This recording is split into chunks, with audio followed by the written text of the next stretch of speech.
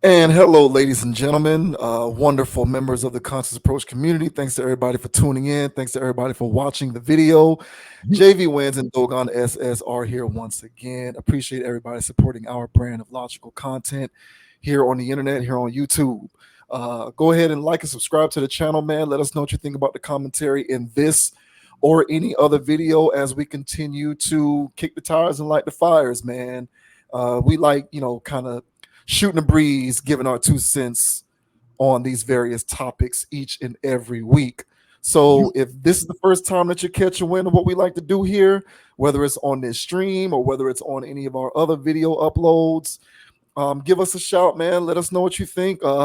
It's a few people out there who certainly don't mind letting us know how much of an idiot we are Hey, whenever bring they it, think we have. Yeah, bring it whenever on, they man. whenever they think we have a bad take, they don't waste time letting us know. So, but that's a good thing. We don't run a cult, so that's kind of what we aspire to. Now, with that out of the way, we'll go ahead and get started tonight. Some interesting things to talk about. First up, we are going to get into comments made by Glen Davis, former NBA player who, last I checked, was a player on the Big Three. Ice Cube's the Big Three league, so he's in the Big Three. But he used to be an NBA player, and he's even a champion. He won an NBA championship playing for the Celtics in 2008. He played college at LSU, right? I think that's where he was. Excellent. And his nickname is Big Baby, and he's an emotional guy, a fiery guy, and he recently was a part of an interview in which he talked about how he feels as though the NBA neglects a lot of non-superstar players on multiple levels. And he is suggesting that the NBA could stand to do a better job of helping show support to some of those role players, marginal players, the others, as Shaq likes to call them. Not only while they're playing, but also, um, when they eventually retire and move on and all of this kind of stuff. Because apparently there is a lot of players who struggle after retirement, or just who struggle after their playing days are over. Because you got a lot of guys who aren't in the league, but they don't officially retire after it becomes abundantly clear that they're not going to be in the league anymore. So until you officially retire, you're still considered a free agent, but you can be added to a roster. Either way, that's semantics, right? The point is, Glenn Davis thinks the NBA needs to do a better job of supporting some of its non-superstar players. So this is some interesting sound here. We'll go ahead and play this clip real quick to hear what Glenn Davis has to say. And then obviously we will give our opinions on what Glenn Davis had to say about the NBA and how it takes care of its players once we have finished viewing the clip. PA to know? What's your message to them? The fact that we might not be superstars. Never made an all-star team. Yeah, I made some money, but I never started. Started a little bit, but your stars, right, and the people that make the league thrive, that's good, but we're still here. We're players that might have not made hundreds of $1 millions, but we still got to go back to society. We still got to go back to society and, fit in. And so what I would say is the fact that, like, don't take none of this for granted, like the players, and show everybody like the same amount of love. If you're going to show one, show it to all. There's so many players like Delonte West that needs help. And I think the NBA being a billion-dollar entity and the Players Association, that's what they get paid for, need to come and check on these players that are building this league. We got to stop this stigma of what's going on. I went through divorce, injury, death, and no one was there. Christian Chan didn't call me. The Players Association, Ron, they didn't call me. Say, hey, Glenn, even this case happened. They didn't call me. The Players Association never reached out. They never called me. They never called me until I went to trial. We have this ongoing problem, and then we're saying we're doing all these things, but we literally just letting these people rot away. These great athletes that are mentally ill from the world that, the NBA brought upon, right? And yeah, it's our fault too, but, like, We already fighting 6 feet deep from where we come from.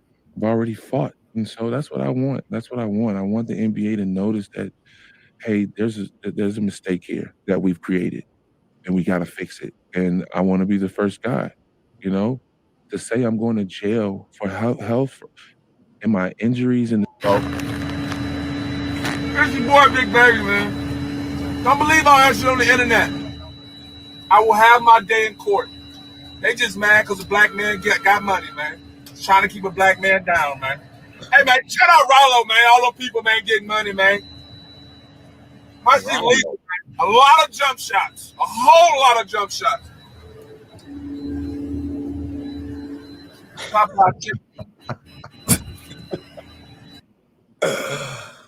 All right. Well, that kind of looks like he has egg on his face in lieu of what's happened to him, I'd say. Well, it's kind of messy. They put that at the end of that. Yeah, but you know the internet is undefeated. So if they can figure out a way to make you look like a fool, they'll do it. Sheesh. So, what do you think of what Glen Davis had to say there? Do you think he has a point? Do you think the NBA? Do you think that this is a problem that the NBA created and therefore the NBA is responsible for solving? No, being there and supporting players. Yeah, it's not. It's a sad story. This was real. Just bringing a tear to my eye for a lot of it. But for the most part, a lot of the stuff he was saying, I'm like, I don't expect a corporation to do that for you. He'll say something else, and I'll say, I don't expect a corporation to do that for you. And the one caveat out of all of this is the Players Association. I don't know exactly everything they're supposed to be doing, but the more he started talking, I was like, you can't expect a corporation to do that for you. So in a nutshell, I can't really feel too bad for this situation. The video they played at the end, I'm sure he's a lot more remorseful now than he was in that moment. But that flex that he was doing, on a private jet eating fried chicken. I mean, championship ring, a whole bunch of money. That's not looking like somebody that was hurting at the time. Even though that film was shot when he was fresh on some legal issues for possible scamming and things. But be that as it may, I really believe that these young men need to take it upon themselves. I know a lot of them come out of tough circumstances where they didn't have financial literacy and other things. But this is what you get the big bucks for, to be able to pay for certain things, certain resources you didn't have before, rub elbows with people you never had the opportunity before, and take that opportunity upon yourself. Last thing I'll say before I let you go is that, also while he was saying these things, I was like, all of y'all are disposable. They get a new crop of you guys every year. So who cares about, the 14th guy on the bench? These guys are just numbers. So to expect the corporation to feel that way, to bend the knee and start paying these guys for being veterans of the NBA, I don't really see that happening. The government don't even really take care of its own veterans of war. So I don't expect a corporation to sit around, and no other corporation is doing that unless you got a pension. So I'm sorry. I can't really, I empathize with them, but I can't feel sorry for this situation. So what are your thoughts though on Big Baby Glen Davis? Do you expect the NBA to step in and help these players out? I don't think he'd be talking about this if he hadn't found guilty for the stuff that he was found guilty for. So for anyone who does not know what he is referencing when he talks about how he's going to jail, just to pull up a quick article here, former NBA champion Glen Davis has been sentenced to 40 months in prison for his part in a scheme to defraud the league's health care plan out of millions of dollars, according to federal court records from the Southern District of New York. Davis, 38, was one of 18 former NBA players who were indicted in October 2021 after allegedly participating in a widespread scheme to defraud the NBA's health plan by submitting nearly $4 million in false and fraudulent claims to be reimbursed for medical and dental services that had not actually been provided. Now, that to me sounds like you're scamming. That doesn't sound like you're in mental need of help. That sounds like you've discovered a perceived loophole and you're trying to exploit that loophole so that you can, number one, not have to pay for healthcare services. And on top of that, get paid so that you can produce another revenue stream. It sounds like he's a scammer. And I don't think that that means at that point that you qualify as someone who um, uh, deserves to be a martyr in the pursuit of the NBA figuring out a better way to treat players as they deal with trials and tribulations.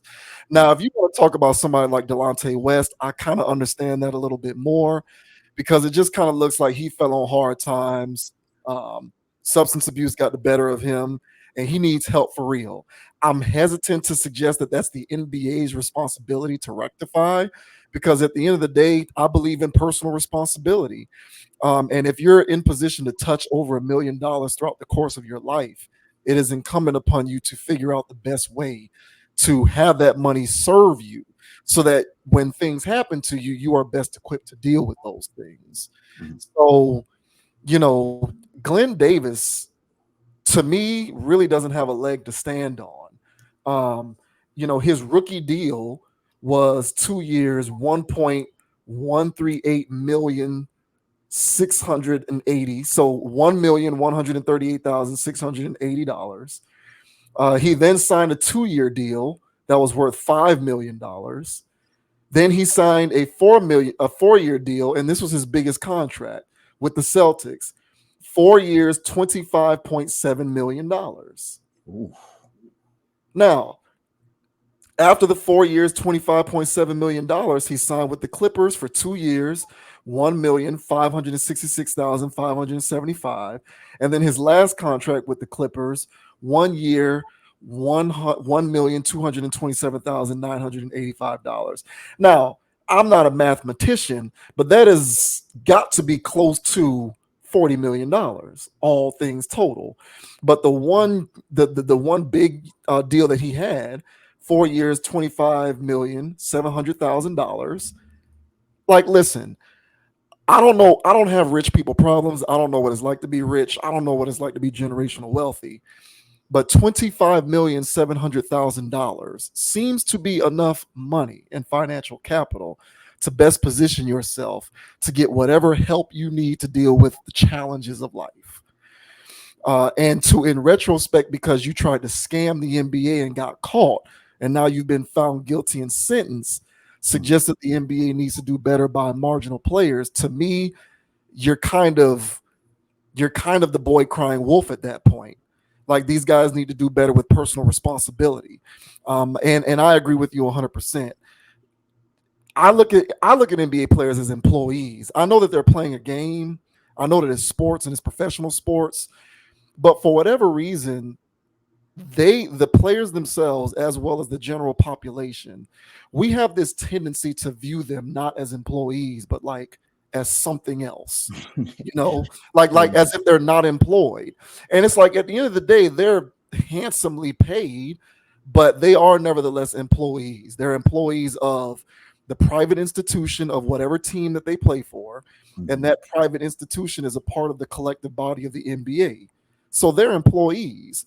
And no employer is supposed to or is necessarily obligated to take care of an employee in terms of how to handle life. All they're necessarily obligated to do is to pay you for your services. Now, again, as you intimated, I don't know what all goes into the CBA. I don't know if the CBA has stipulations on what they're supposed to do in order to assist players when it comes to stuff like that. But in the grand scheme of things, these guys are employees of private institutions within the NBA, and they're going to pay you. But other than that, tackling life becomes your responsibility, bro. And I don't mean to sound callous necessarily, but he kind of doesn't have the leg to stand on, given everything that I just ran down. First of all, why do you need to defraud a healthcare plan when you're making $25,700,000 on a contract? Personally, I don't understand that. Maybe there is someone who knows about NBA contracts and stipulations who's smarter than us, who's smarter than me, who can educate me on why that's something that you need to do. Because from an outsider's perspective, seeing that that's the contract that you signed throughout your career, and you still try to pull that kind of a stunt, it reeks to me of you're just scamming for the sake of scamming, to try and not pay for stuff and make money on top of not paying for stuff. That's what it seems like to me. And now, because of that, you've gotten yourself caught in quite the little pickle that you need to figure your way out of. I'm not a callous, cold-hearted person. I do think that the NBA, if they wanted to figure out creative, effective ways to assist players with life, by all means, they should go ahead and do that.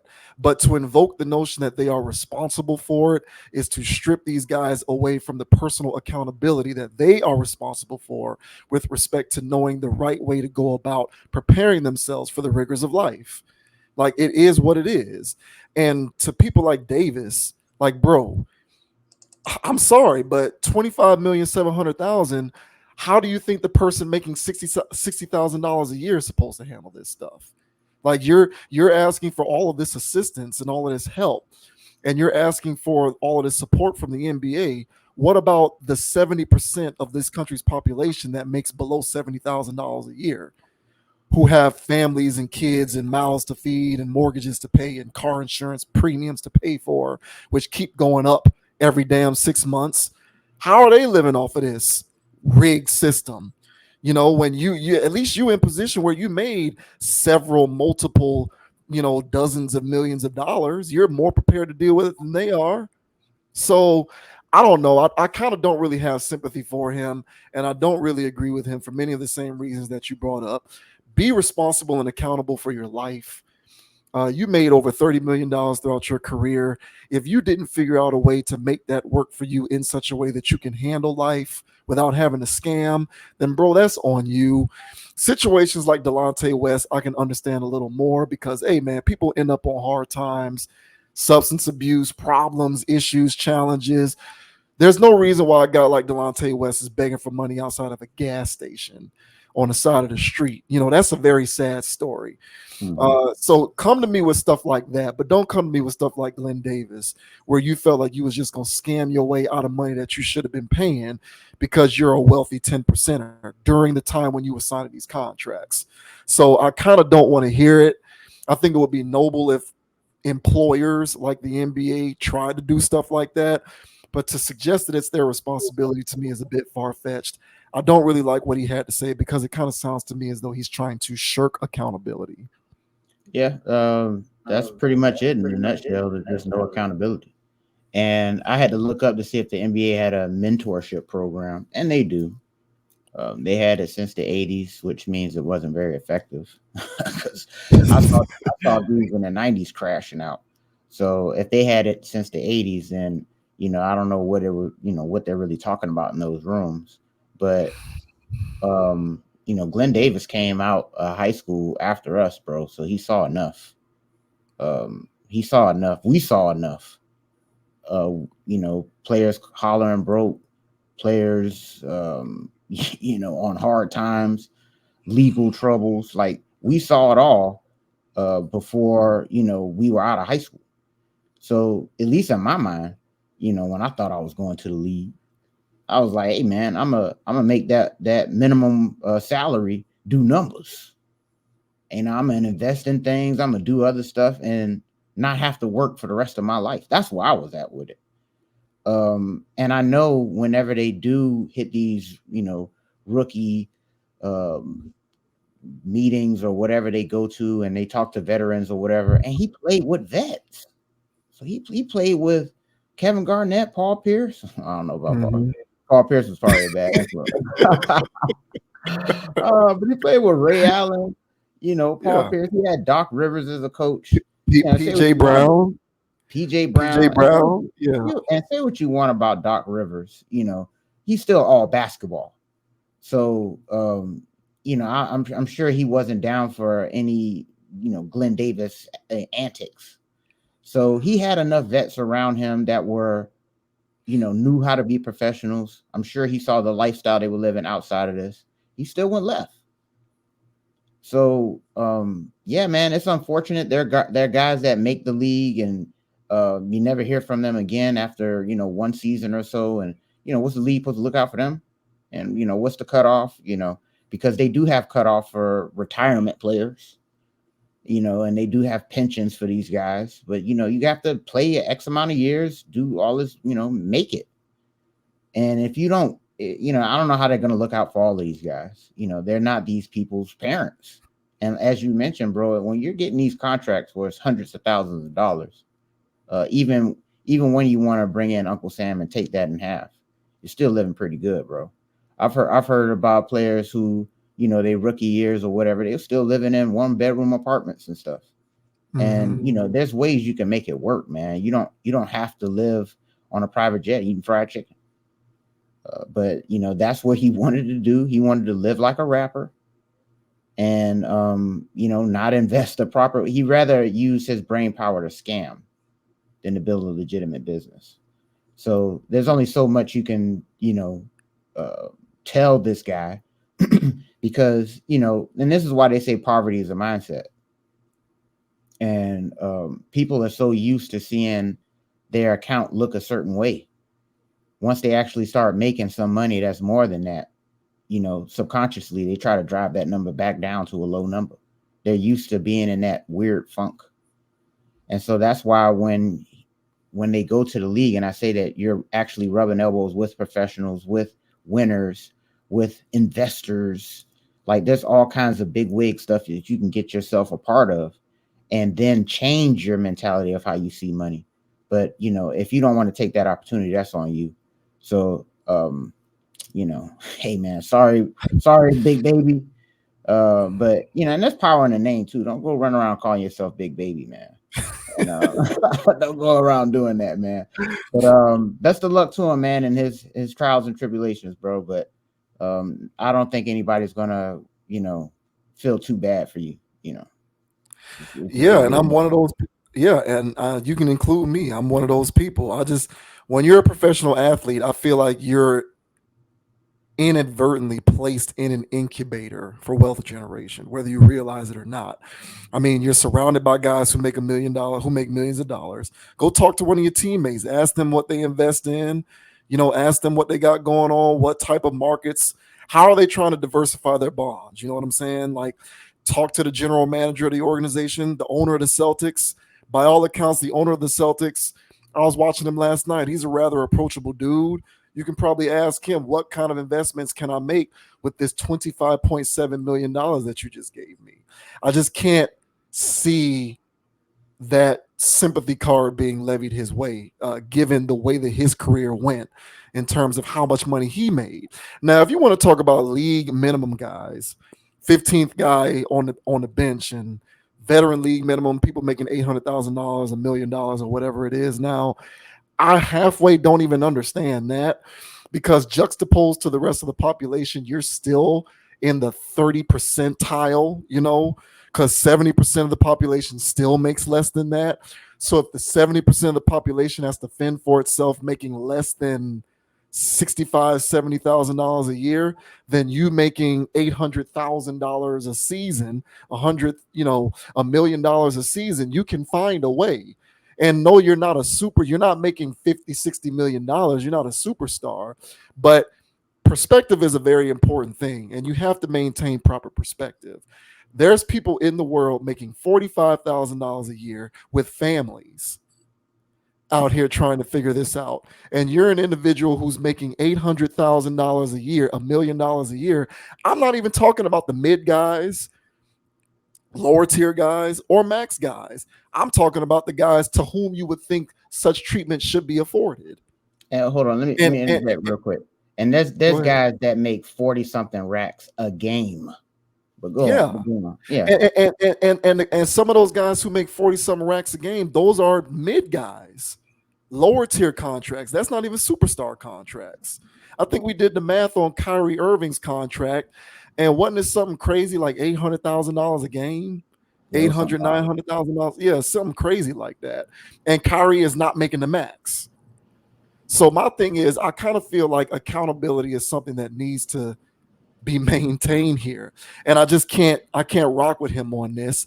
And I can't really rock with this when it comes to any of those guys. Just you're in an incubator already. But if you need help, I do know for a fact, because the NFL does this too, that they like these guys come into the league and they pair them up with financial investors and accountants and all of these kinds of resources. They actually do that to try and prevent stuff like that from happening to you. And if you take it upon yourself to ignore that or to try to scam your way out of it for the quick fix, then bro, that's your responsibility. That's on you. That's on you.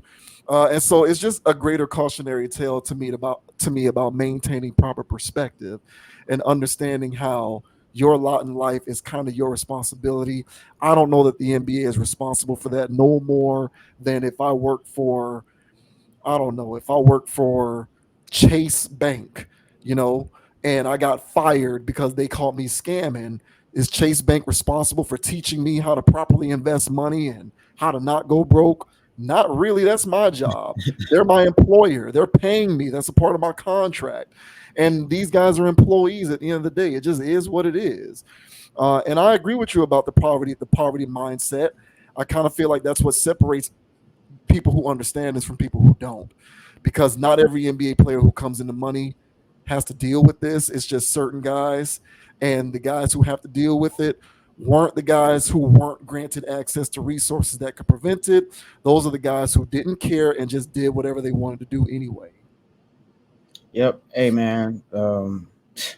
Hey, best of luck to these guys. I saw a clip of Shannon Sharp, just trying to justify how fast, these millions can go, when you're living in like California or something like that. But, he brought up the whole point of, hey, Uncle Sam get half. So as soon as they announced that, hey, this guy got $40 million, okay, it's really 20. And then you got to pay the agency this, you got to pay this and that. But then it's just like, okay, once you start chopping all this stuff down, yeah, that 40 million is really like 16. But then what are you doing with the rest? It's still $16 million. It's still $16 million, dog. This is after taxes. This is after everything. Some people, when they get, 48K, 52K, that's before taxes. So, hey, man, that's only so bad. So even when he was trying to break it down, I was like, bro, what's your lifestyle looking like? Mm-hmm. And this is the whole thing of the American culture. When we were growing up, lifestyles of the rich and famous, you know what I'm saying? MTV Cribs. And so people thought it was normal to have car collections. People thought it was normal to have, 5-6 bedrooms that nobody can sleep in because there's not enough people in the house for it. People thought that was normal. And so these players now they still want to ball. They still want to do all these other things. And yeah, that money goes fast when you're buying a property beyond your means. Hey, yeah, $16 million. You can't afford this $4 million house. Get over it. So, hey, man, it is what it is, man. But best of luck to you, big baby. Get well, bro. Yeah, I mean, I don't want the guy to go to prison, but at the same time, I don't know that it's the NBA's response. Like, what was the NBA supposed to do? Hey, Glen Davis, don't defraud the healthcare plan of the league. Like, what are they supposed to do? Like, you did that because you saw a loophole that you wanted to try to exploit, which is what a lot of people do. You bring up that point oftentimes. Like, the theme going around today when it comes to making money is, I call it circumvention, where you're just trying to skip steps in between and get rich quick. Everybody wants to be an influencer, a model, or this or that. No one wants to put work in to actually curate a talent. They just want to skip to the front of the line and just get rich and famous like it's easy and quick. And the internet has microwaved people's brains into thinking that that's a normal thing. And then another thing that people are on is scamming. What's the next loophole that we can exploit to get money real quick? Like, that's the theme of today's money-making mind. And I feel like that's the wave that he got caught up in. And you got to face the music when you go that route, because you didn't have to. So I just can't see the fault in the NBA for this one. And I'm not here singing the NBA's praises, but I am an individualist and I believe in personal responsibility. So you need to figure out the best way to prevent that from happening to you. And he just did a poor job of that. It just is what it is. Yeah, 100. Hey, let us know down in the comment section, y'all. Though, y'all feel as though Glenn Davis has a point here. He feels the NBA should actually look out for these players after they leave the league or while they're in the league, or do you think that they should hold themselves accountable because they're making enough money to do so? Let us know down in the comments. I'll be very interested. Yeah, $27.5 million. I mean, you give me $1 million, my whole life has changed. This guy had 27.5 million of them. Bro, give me 100,000, bro. I'm making that I'm just saying, man, it's crazy.